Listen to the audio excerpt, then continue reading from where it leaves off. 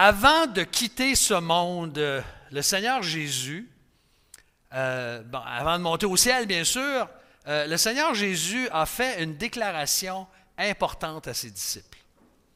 Vous vous rappelez, il leur a dit, « Vous serez mes témoins à Jérusalem, dans toute la Judée, dans la Samarie et jusqu'aux extrémités de la terre. » Alors après quelques chapitres où se déroule à Jérusalem l'accomplissement de cette annonce-là, on a déjà vu, on a repris notre étude dans Actes la semaine dernière, on a vu que ce qui est arrivé en Samarie, avec la conversion de plusieurs Samaritains, dont un homme qui est venu, qui a cru, qui a été baptisé, Simon, on a vu comment l'Évangile s'est rendu en Samarie et que les disciples ont accompli cette promesse ou cette annonce que le Seigneur Jésus leur avait faite. Alors, plusieurs Samaritains se convertissent à Jésus-Christ. Il y a un imposteur qui se manifeste dans la personne de Simon. Simon qui a cru et on a vu qu'il voulait trafiquer la parole de Dieu. C'est dans ce sens-là qu'il est un imposteur. Et là, on arrive à la fin du chapitre 8 et nous trouvons une autre réponse au message de l'Évangile qui est complètement différente de celle de Simon. Nous assistons à l'œuvre divine dans le cœur d'un non-juif, un Éthiopien, un Africain. Et alors commence en fait l'accomplissement de cette annonce de Jésus, de ce que Jésus a déclaré. Vous serez mes témoins, Jérusalem, Judée, Samarie, jusqu'aux extrémités de la terre. Alors, quand on commence à parler d'Éthiopie, puis d'Afrique et tout ça, là, on commence à parler, pour l'époque, certainement, des extrémités de la terre. Alors, la conversion de l'eunuque que nous allons examiner ce matin est la première, en fait, d'une série de 3 qu'on retrouve dans les Actes qui se succèdent. Il y a d'abord la sienne, ensuite Saul de Tarse, que nous allons regarder la semaine prochaine, au chapitre 9, et Corneille, au chapitre 10. 3 conversions très importantes qui allaient même changer le cours de l'histoire de l'Église. Et c'est frappant de la voir. Alors, le texte que nous allons regarder ce matin, c'est un texte connu, et comme il est question de foi et de baptême, bien, vous comprendrez que nous allons nous y plonger. Hein, on va sauter dans le texte, on va s'immerger dans le texte. Ah, je ne pouvais pas m'empêcher celle-là, désolé. Là. Pendant que j'ai encore l'occasion de faire des jeux de mots en public, là, je le saisis. Alors, l'Évangile, on a vu la semaine dernière, qui avait été reçu par des Samaritains, puis qui avait été trafiqué, ou essayé d'être trafiqué par Simon. Mais ici, deuxièmement, on arrive toujours dans la puissance du message de l'Évangile, parce que c'est le thème du chapitre 8. Comment l'Évangile est reçu par un homme intègre qui s'identifie à Christ par le baptême. Alors, je vais vous inviter à prendre votre Bible dans Acte 8, versets 26 à 40. Et nous allons d'abord lire seulement le verset 26 pour commencer. Alors, après qu'il est dit que les apôtres sont retournés en Samarie et puis qu'ils ont évangélisé plusieurs villes des Samaritains, la suite, je vous rappelle que dans le texte original, il n'y a pas de titre, alors Luc écrit ceci. « Un ange du Seigneur adressa la parole à Philippe. « Lève-toi et va du côté du midi sur le chemin qui descend de Jérusalem à Gaza, celui qui est désert. » Il se leva et partit. Ça a l'air banal comme texte, mais c'est la première fois dans le livre des Actes qu'un ange est envoyé dans un but d'évangélisation. Il dit à Philippe, tu vas te rendre dans le sud. Tu vas aller sur la route de Gaza. Et déjà là, on est devant un des textes les plus clairs du fait que Dieu est souverain dans le salut. C'est Dieu qui est à l'origine du salut. Un ange apparaît à Philippe et dit, vas-y là, tu vas aller... Il ne dit pas pourquoi tout de suite. Mais Dieu est souverain, c'est lui qui appelle, c'est lui qui sauve. Le texte qu'on va regarder dans un instant, avec le récit de l'eunuque, ça fait susciter une réflexion importante. Vous savez qu'on utilise souvent l'expression au sujet de quelqu'un qui est ouvert à l'Évangile. Vous savez ce qu'on dit souvent? Quand quelqu'un est ouvert, qu'est-ce qu'on dit? Même moi, je dis ça. On dit « il cherche Dieu » ou « il est en recherche ». Mais est-ce que c'est exact d'après la parole de Dieu? Quand je lis dans Romains chapitre 3, verset 11, par exemple, qui nous dit que tout homme, tout individu étant sous l'emprise du péché, eh bien, nul ne cherche Dieu, réellement, dans le fond de son cœur. Alors, quand on dit que quelqu'un cherche Dieu, il faut le mettre en nuance avec le fait que nous, c'est l'expression humaine qu'on utilise. La personne est ouverte, mais on ne doit jamais perdre de vue, jamais, jamais, qu'il faut absolument une intervention divine pour que quelqu'un se convertisse. Alors, ceux qui ne sont pas convaincus encore, si vous ne le savez pas, je suis un bon calviniste. Je crois à la prédestination. Comme l'Écriture l'enseigne, je crois que Dieu appelle au salut. Lorsqu'une personne vient à Jésus-Christ, et je ne nie pas certainement que la personne doit venir à Jésus-Christ, la Bible nous parle de la responsabilité qu'on a de croire, de venir, de se repentir. Ça nous appartient. Mais quand quelqu'un le fait, on se rend compte que si c'est réel, que la personne, en fait, on pourrait dire, elle est un peu comme aspirée par le Saint-Esprit. Elle est touchée par l'Esprit de Dieu. C'est l'œuvre de Dieu, l'œuvre de l'Esprit de Dieu dans sa vie. C'est Dieu qui l'a cherché, en fait. Alors, quand on dit « il cherchait vraiment Dieu » ou « elle cherchait Dieu », dans le fond, on devrait peut-être plutôt dire « c'est Dieu qui l'a cherché » et elle a répondu à l'appel de Dieu. Et en plus, dans le texte, c'est très intéressant de remarquer que la souveraineté de Dieu se manifeste par le détail géographique dans la demande de l'ange. L'ange lui précise la région où il doit aller, mais il ne lui donne pas la raison. Il ne lui dit pas tout de suite, tu vas voir, tu vas rencontrer quelqu'un là, qui est extrêmement ouvert à l'Évangile. Vas-y. Hein, c'est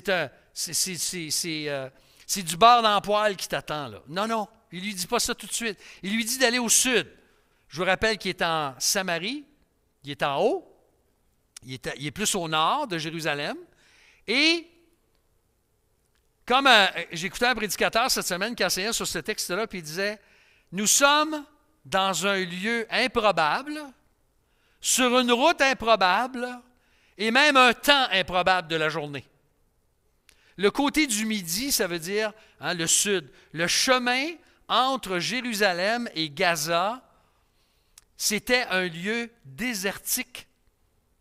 Il y avait, on dirait en bon québécois, il n'y avait pas un chat qui passait presque par là. Très, très peu de gens.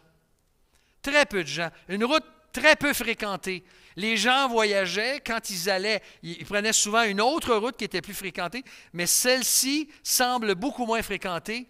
Et le côté du midi, vers le sud, ça indique, justement, vous le voyez sur la carte, vous voyez Gaza qui est complètement en bas à gauche de la carte. Et là, il est en Samarie. Il doit descendre jusque-là, quand même une bonne distance. Et il lui dit le côté du midi vers le sud, dans le fond, ça veut dire probablement aussi en plein midi, en pleine chaleur. Donc, ce que l'ange dit à Philippe se résume ainsi. Tu vas quitter un lieu bien peuplé, il est en Samarie, dans une ville, beaucoup de conversions, beaucoup de gens. Tu vas te rendre dans un lieu désertique, sur une route peu fréquentée et en pleine chaleur. Est-ce que vous trouvez ça probable, vous? C'est hautement improbable. Et en passant, tu risques, au moment de la journée où tu vas passer, tu risques de rencontrer personne. C'est très invitant, ça, pour un évangéliste comme lui, d'aller là. Mais vous avez remarqué ce que Luc nous dit au sujet de Philippe? Il se leva, et quoi? Et obéit. Il a fait ce que l'ange lui a demandé. Évidemment, vous allez me dire, quand un ange t'apparaît, là, tu as peut-être des bonnes raisons d'obéir. Mais c'est ce qu'il a fait. Il a obéi. Même si peut-être l'idée semblait, à nos yeux ou à ses yeux, peut-être, insensée. Le texte ne le dit pas. Alors, il obéit avec joie, avec confiance. Et je n'ai pas pu faire autrement que de penser à un autre personnage de l'Ancien Testament, à qui Dieu avait demandé d'aller dans une ville, puis lui, il a fait exactement le contraire. Vous savez de qui je parle? Un prophète indigeste. Jonas. Jonas qui est parti aux antipodes. Il est parti vers Tarsis, complètement dans l'autre direction. Alors lui, il se lève, il part, et Dieu est en train de démontrer sa parfaite souveraineté. Deuxièmement, on arrive au verset 27 à 35, où on voit comment Dieu orchestre une rencontre tout à fait improbable. Tu me fais apparaître ça, s'il te plaît? Voilà, Dieu orchestre une rencontre improbable. Alors, on va lire le texte, versets 27 à 35. Et voici un Éthiopien, un eunuque, haut fonctionnaire de Candace, reine d'Éthiopie, et le surintendant de tous ses trésors, était venu à Jérusalem pour adorer. Et il s'en retournait, assis sur son char, en lisant le prophète Ésaïe. L'Esprit dit à Philippe, « Avance et rejoins ce char. » Philippe accourut et entendit l'Éthiopien qui lisait le prophète Ésaïe. Il lui dit, « Comprends-tu ce que tu lis? » Il répondit, « Comment le pourrais-je si quelqu'un ne me guide? » Merci. Il invita Philippe à monter, s'asseoir avec lui. Le passage de l'Écriture qu'il lisait était celui-ci. Il a été mené comme une brebis à l'abattoir, comme un agneau muet devant celui qui le tond. Il n'ouvre pas la bouche. Dans son humiliation, son droit a été supprimé, et sa génération, qui la racontera, car sa vie est supprimée de la terre? L'eunuque prit la parole et dit à Philippe, « Je te prie, de qui le prophète parle, dit-il cela? De lui-même ou de quelque autre? » Alors Philippe ouvrit la bouche et, commençant par ce texte, lui annonça la bonne nouvelle de Jésus. C'est une histoire incroyable, ça. C'est une histoire absolument incroyable. C'est très improbable ce qui se passe là. Cet homme est d'abord, le texte nous dit, un Éthiopien qui voyage sûrement avec une délégation d'après les autres détails. S'il était surintendant de tous les trésors de la reine Candace ou de Candace, je vais y revenir dans un instant, il n'était certainement pas tout seul. Alors, l'Éthiopie de cette époque dont le texte, auquel le texte se réfère, ce n'est pas exactement l'Éthiopie que vous trouveriez aujourd'hui moderne. C'est probablement ce qu'on suppose que c'était ce qu'on appelle le sud de l'Égypte. Donc, au sud de l'Égypte, la région du Soudan moderne, la région de la Nubie, et c'était environ, vous savez à combien de kilomètres on est de Jérusalem? Au moins 1000. On est à 1000 kilomètres. Il existait dans cette région-là, d'après les documents de l'époque, quelques colonies juives. Et il est possible que cet homme ait été exposé à la religion juive. Alors, c'est un voyage très long, là. Et en plus, il revient là, de Jérusalem. Il n'est pas en route, il revient. Il y a un autre détail qui est intéressant. Il dit qu'il était ministre de Candace. Donc, c'est un haut fonctionnaire qui s'occupait de la surintendance des trésors de la reine de Candace. Aujourd'hui, vous savez le titre qu'on lui donnerait? Le ministre des Finances, hein, qui a besoin de s'acheter des souliers lorsqu'il présente son budget à la Chambre des communes. Oui, ça c'est une autre question. Mais c'était le ministre des Finances et de l'économie du royaume de Candace. Candace, c'était à la fois un nom et un titre, un peu comme César. Alors, on ne sait pas si exactement c'était une reine qui était là, qui régnait à ce moment-là, mais on parle vraiment d'une dynastie, un peu comme chez les Romains. Et en plus, cet homme possédait une copie du texte d'Ésaïe qu'il lisait.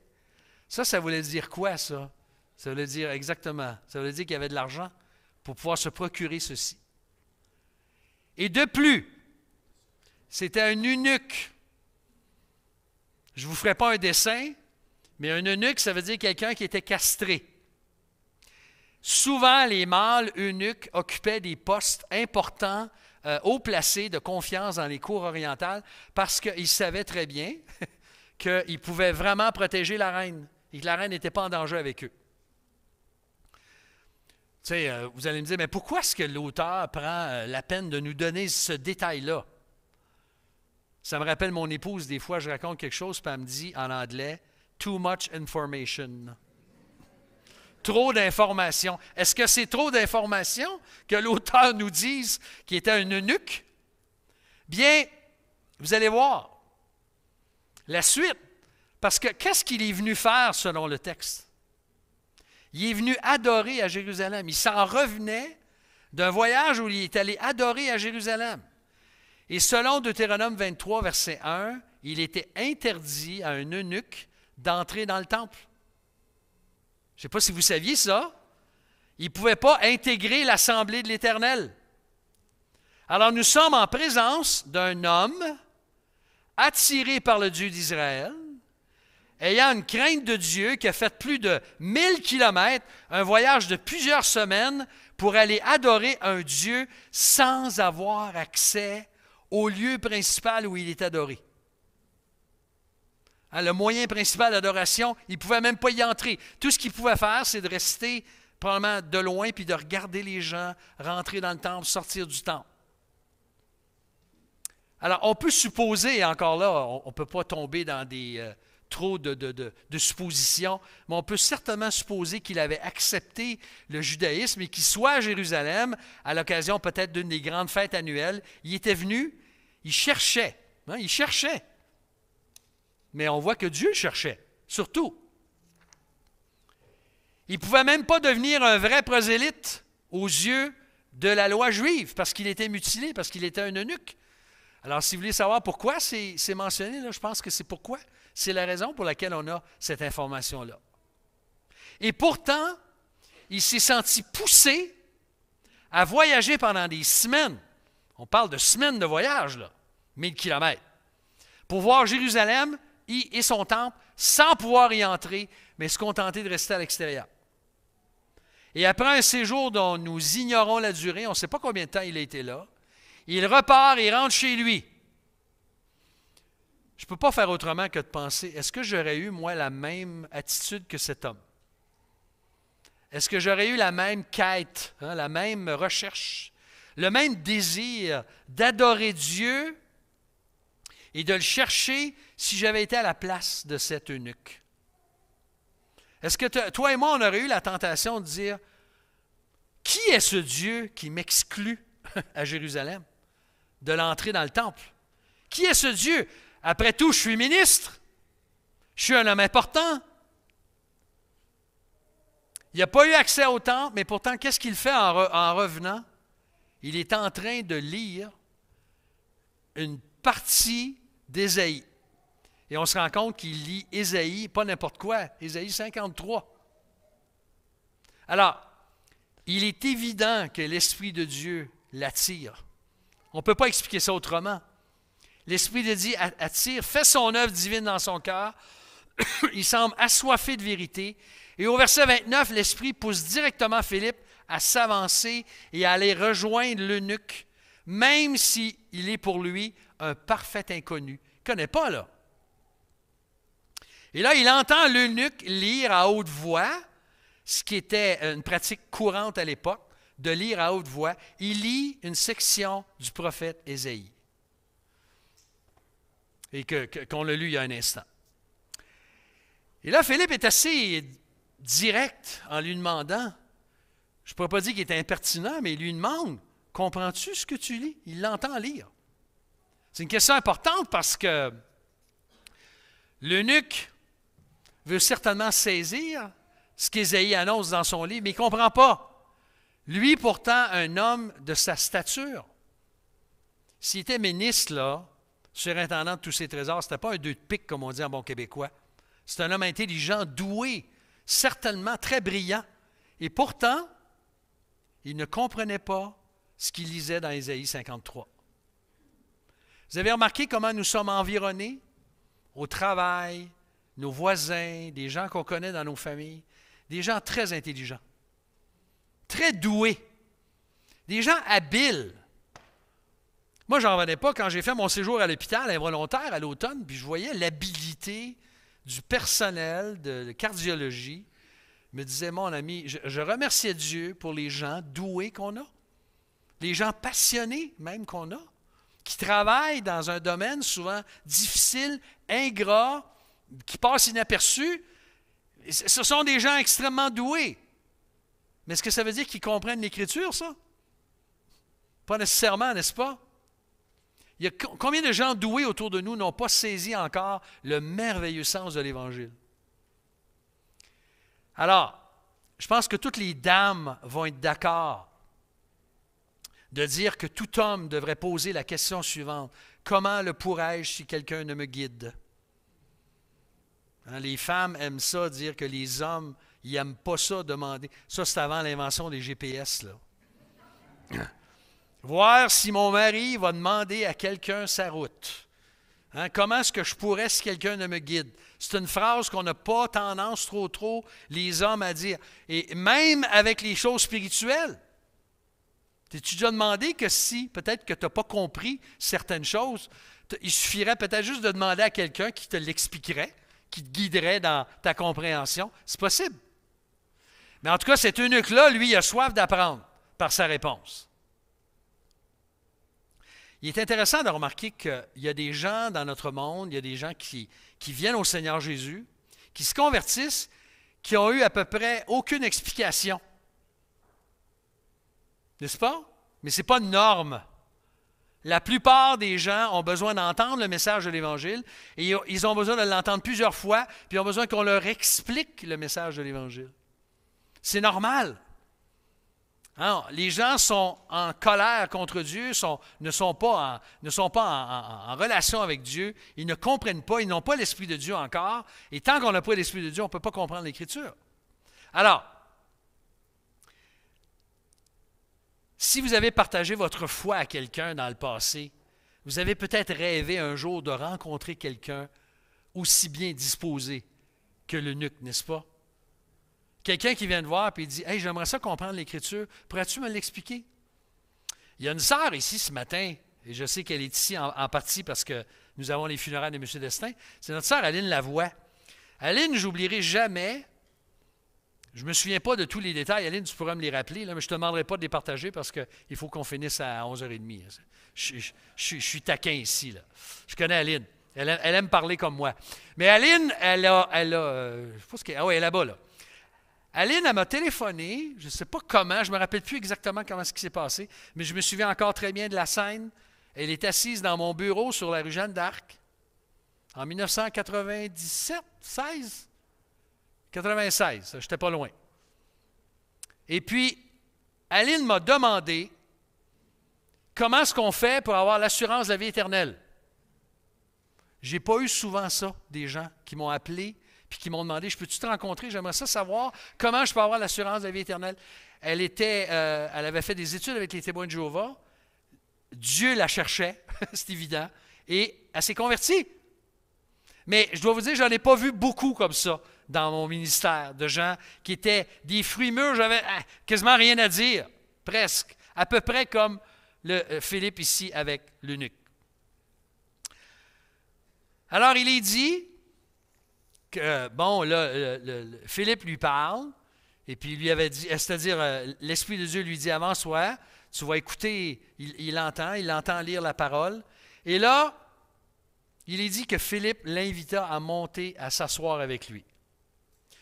J'oublierai jamais notre regretté frère Tom Carson, sur la rue Jeanne d'Arc un dimanche soir, qui prêchait sur ce texte-là. Et il nous a dit que vous avez là le premier personnage dans la Bible qui a fait du pouce. Il l'invita à monter et à s'asseoir avec lui. C'est à peu près ça, hein? Alors, il a monté, il s'est assis avec lui, et en passant, un char, ce n'est pas un char québécois ici. Quand on parle d'un char au Québec, on parle d'une voiture, mais ici, c'était probablement un chariot qui était tiré par des chevaux. Et même l'image n'est pas tout à fait parfaite parce que les chevaux ils ont l'air d'aller assez vite ici, selon le dessin. Mais on n'a pas trouvé d'image parfaite pour ça. Mais ça avançait lentement. Il y avait, et là, l'image ne le montre pas, mais il y avait sûrement beaucoup de monde qui marchait autour du chariot avec lui. Donc, c'était à une vitesse lente. Et là, il est en train de lire Ésaïe 53, 7 et 8, un texte percutant et important de l'Ancien Testament. Maintenant, si on avait été à la place de Philippe, là, peut-être qu'on aurait dit, ben, attends une minute, là. On va commencer dans la Genèse avant. On va aller parler de la création et de la chute, et puis de l'alliance avec Abraham, et puis je vais t'expliquer le roi David, et puis on va passer par les proverbes et les prophètes et tout ça pour arriver à Isaïe. Non, non. Il a été sensible, ouvert à sa question de qui parle l'auteur, de lui-même ou de quelque autre. Alors, il l'a pris et il est dit, commençant par ce texte qui parle de quelqu'un qui souffre, il lui présente l'évangile de Jésus-Christ. Il répond à sa question en présentant la bonne nouvelle de Jésus-Christ. L'Évangile. Christ est l'objet de cette prophétie. On le sait, Jésus, c'est celui qui a été promis depuis des siècles, le Messie, le serviteur souffrant à la place de ses brebis sur la croix pour porter nos péchés. Il l'avait fait à Jérusalem, il est mort à Jérusalem à l'extérieur, il est mort comme un sacrifice semblable à quoi? À un agneau.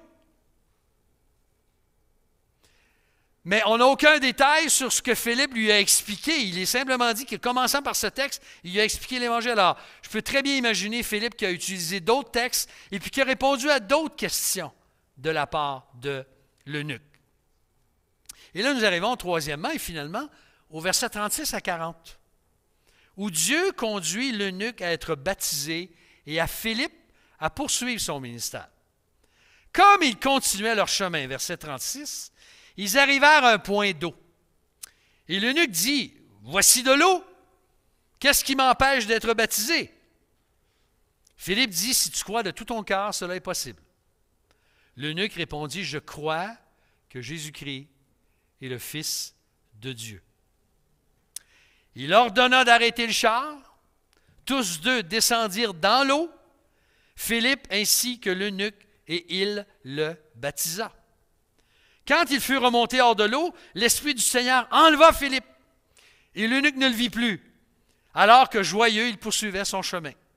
Et quant à Philippe, il se trouva dans Azote, puis il évangélisa toutes les villes par lesquelles il passait, jusqu'à son arrivée à Césarée. Qu'est-ce qui se passe? Eh bien, ayant compris la bonne nouvelle de Jésus, il est maintenant prêt pour le baptême. Est-ce que le texte nous est donné? Il y a toutes sortes de discussions avec ce texte-là. Il y a des gens qui disent que ça justifie la rapidité avec laquelle un nouveau croyant devrait se faire baptiser. Il croit, bang, tout de suite, dans l'eau, allez, on ne perd pas de temps. On n'a pas besoin de donner un cours, puis tout ça, là. Il y en a qui vont dire ça. Dans nos milieux, c'est plutôt le contraire. Hein? Les gens, souvent, attendent très longtemps, certains, avant d'être baptisés. Ça leur prend un ange qui leur apparaît pour leur dire « Sois baptisé. Hein? » Presque. J'exagère un peu, là. Mais certains vont attendre, par exemple, on dirait qu'ils se sentent indignes, ils n'ont pas tout compris, ou je n'ai pas atteint encore un niveau supérieur de sainteté. Non, ici, on est devant une situation unique, il faut le dire. Situation unique. Le baptême, on sait que c'est un commandement du Seigneur Jésus, important, dans Matthieu 28, « Allez, faites de toutes les nations des disciples, les baptisant qui? Les disciples, au nom du Père, du Fils et du Saint-Esprit. Et voici, hein, et enseignez-leur tout ce que je vous ai prescrit. Et voici, je suis avec vous tous les jours jusqu'à la fin du monde. Je suis avec vous tous les jours, surtout dans quoi? Dans cette mission d'annoncer l'Évangile et de faire des disciples de toutes les nations. » Alors, Dieu est tellement souverain, encore une fois, qu'il pourvoit un point d'eau dans un lieu désertique. Ce n'était pas un mirage, vous avez vu ça dans les bandes dessinées. Hein? Le gars, il rentre dans le désert, puis il voit de l'eau, un oasis. Puis là, plus il s'approche, ça disparaît. C'est un mirage, la chaleur, tout ça. Mais ce n'était pas un mirage ici. Il y avait assez d'eau pour que les deux y descendent et que Philippe le plonge sous l'eau. Donc, un baptême, quoi? Par immersion. Je suis un pasteur baptiste et j'y crois de tout mon cœur à l'immersion.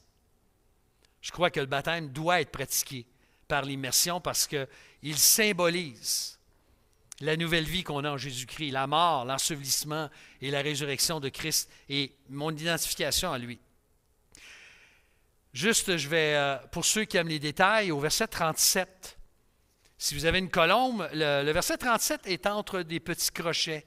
Ce verset-là manque dans certains manuscrits, dans même plusieurs manuscrits. Et on pense qu'il a été ajouté par des copistes, et ça ne change absolument rien à la nature du texte.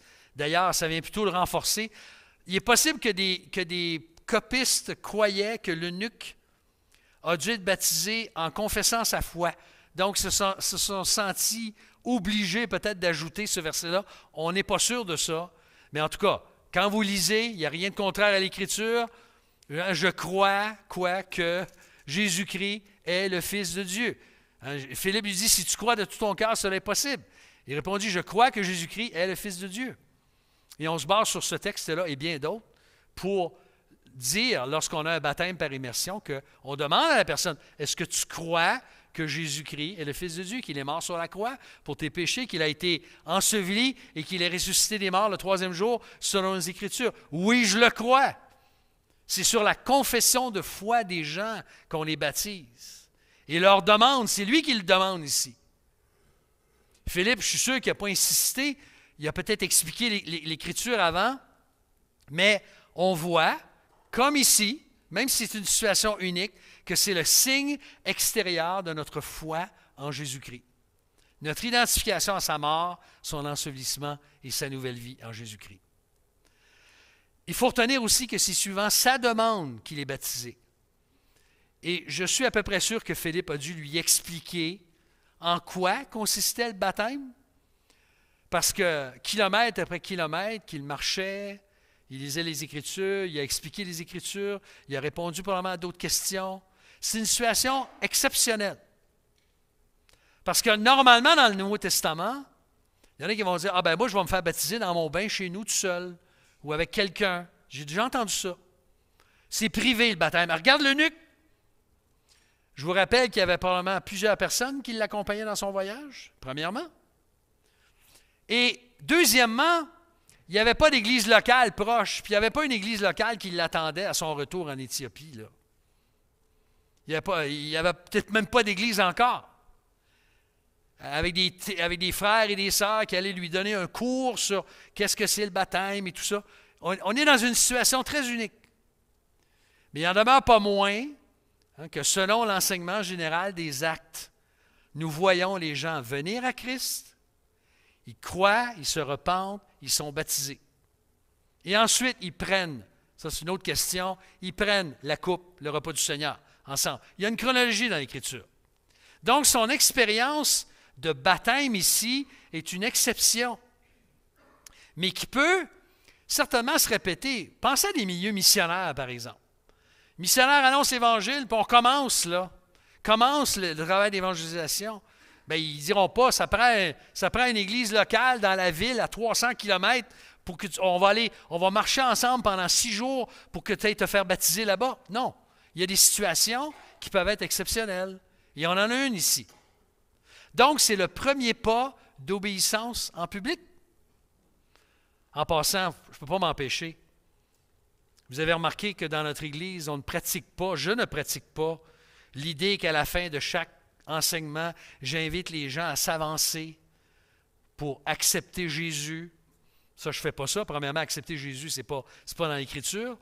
Mais je ne pousse pas du tout ça parce que, selon ma compréhension du Nouveau Testament, quel est le geste public par lequel on s'identifie à Jésus-Christ?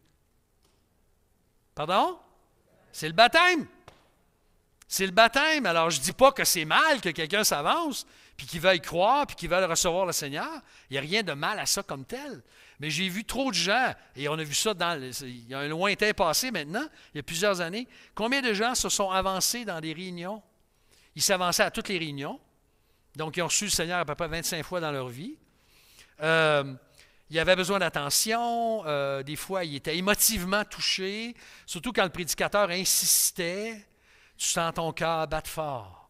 Jésus t'appelle. Puis là, il poussait.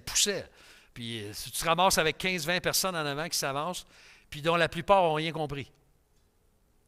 Il faut comprendre ce qu'on fait. C'est pour ça que le baptême, pour moi, et ce n'est pas une invention humaine, Jésus savait exactement ce qu'il faisait lorsqu'il a institué le baptême comme signe extérieur de la foi. Cette idée d'appel, d'ailleurs, ça ne fait pas très longtemps que ça existe, ça. Ça a commencé au 19e siècle à peu près, avec les revivalistes. Ça a été popularisé par Billy Sunday et extrêmement popularisé par Billy Graham et d'autres évangélistes qui ont poussé ça. Mais je ne suis pas ici pour descendre l'appel. Je pense que Dieu nous appelle tous à venir à lui. Il faut que les gens soient appelés. C'est Dieu qui appelle. Mais quand c'est clair pour quelqu'un, il ne faut pas tarder pour le baptême. Et tristement, certains ne persévèrent pas, même baptisés, parce que tu vas me dire, « Ouais, mais on a vu des gens, André, qui a été baptisé dans le passé. Puis où sont-ils, ces gens-là, aujourd'hui? » C'est vrai. Simon, dans le texte, on l'a vu, il a été baptisé, puis il voulait trafiquer la parole de Dieu. Ça existe, malheureusement. Il y a des gens on baptise les gens, je vous rappelle, sur leur demande et sur leur confession de foi. Si on croit devant Dieu qu'ils ont vraiment compris, ils peuvent jouer la comédie ou ils peuvent ne pas persévérer, on ne le sait pas. En conclusion, Don Carson, justement, le fils de Tom Carson, qui était dans notre Église, dans son guide « Le Dieu qui se dévoile », il écrit ceci sur ce texte. Et j'ai trouvé ça très percutant.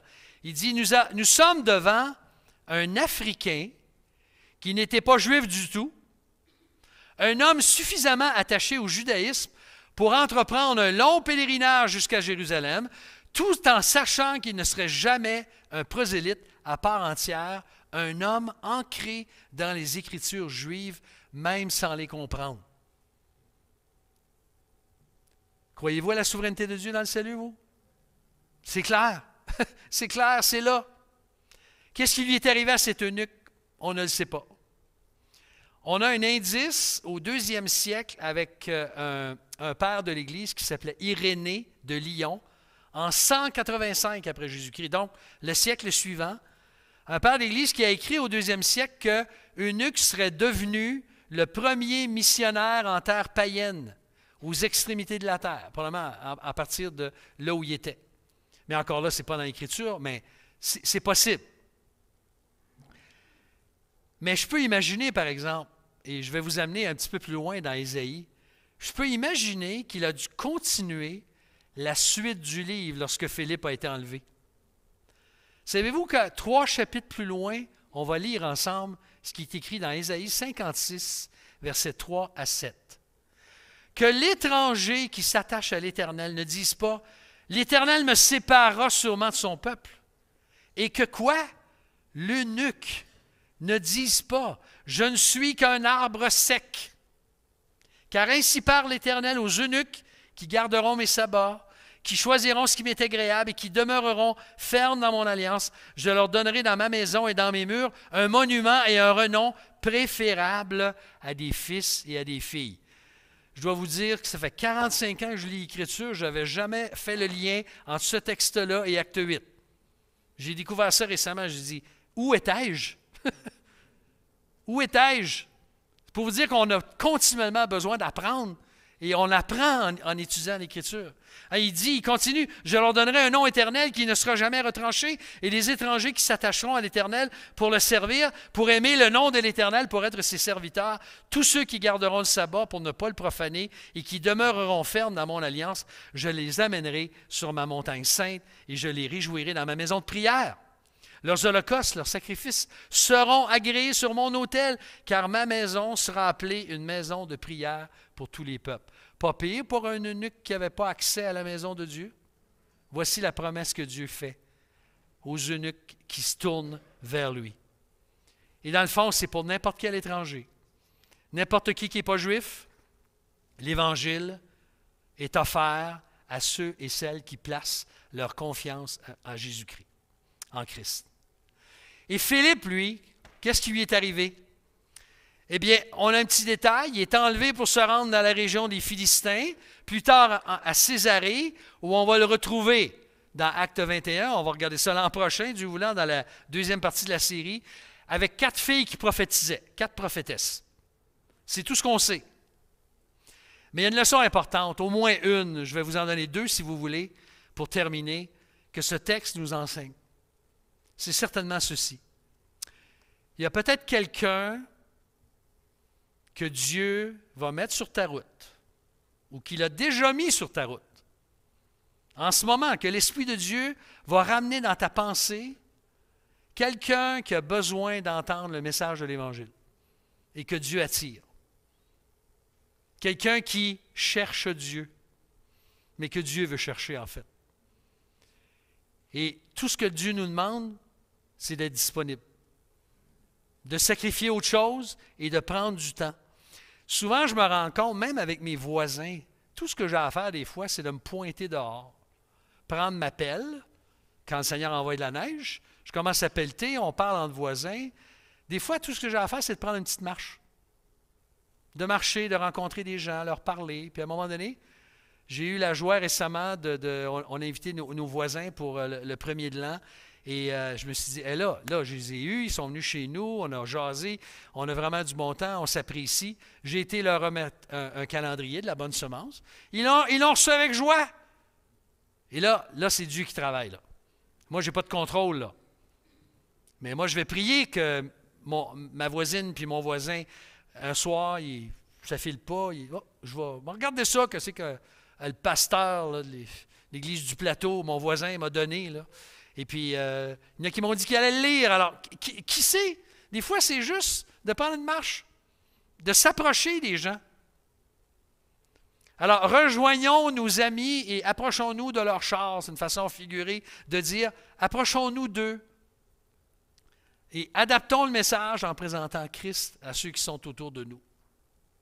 Et concernant le baptême, je ne peux pas m'empêcher, si ce n'est pas encore fait, si vous n'avez pas eu la joie d'être baptisé encore par immersion et que vous avez cru en Christ, qu'est-ce que vous attendez? Qu'est-ce que vous attendez? Attendez pas une révélation du Saint-Esprit. Attendez pas de vous ramasser à l'hôpital un jour, malade. Vous dites, j'aurais donc dû me faire baptiser. Non, si vous avez l'occasion, venez nous voir. On a des baptêmes lorsque des gens demandent d'être baptisés. C'est aussi simple que ça. On va en planifier un baptême. On va voir la semaine prochaine, parce qu'il y a une logique dans tout ça, là, au chapitre 9, où Luc va décrire la conversion et l'appel de celui qui va devenir, qui pensez-vous? L'apôtre des païens, des non-juifs. L'un des plus grands missionnaires, sinon le plus grand missionnaire transculturel de toute l'histoire de l'Église et l'auteur du quart du Nouveau Testament. La conversion de Saul de Tarse. On va regarder ça la semaine prochaine. Donc, vous allez revenir. Vous allez revenir pour avoir la suite. Parce qu'il y a un petit bijou qui nous attend aussi au chapitre 9. Alors que Dieu nous aide à nous approcher de ceux qui nous entourent